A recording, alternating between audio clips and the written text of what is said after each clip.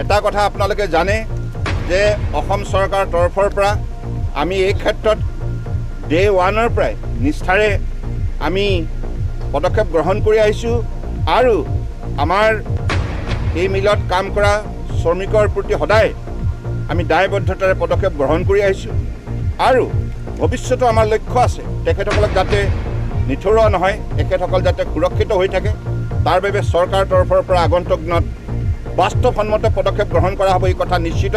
আৰু দ্বিতীয়তে খনন কাৰ্য বৰাক নদীৰ সম্পূৰ্ণ হ'ল।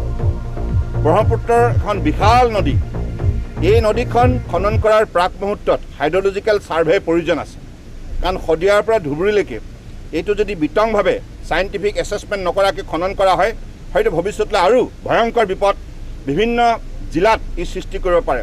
সেই কথাবিলাক লক্ষ্য ৰাখি পেলাই আমাৰ বিজ্ঞানসন্মত গোটেই বিষয়টো ৱাটাৰ ৰিচোৰ্চ বিভাগৰ 16টা এক্সপাৰ্ট টীমৰ যোগেদি ছাৰ্ভে কৰা হ'ল। ছাৰ্ভে প্ৰতিবেদন ইতিমধ্যে কেন্দ্ৰীয় চৰকাৰৰ হাতত দাখিল কৰা হৈছে। আমাৰ দৃঢ় বিশ্বাস এই প্ৰক্ৰিয়া অব্যাহত আছে আৰু আমি খনন কাৰ্য আগন্তুক দিনত আৰম্ভ কৰিম।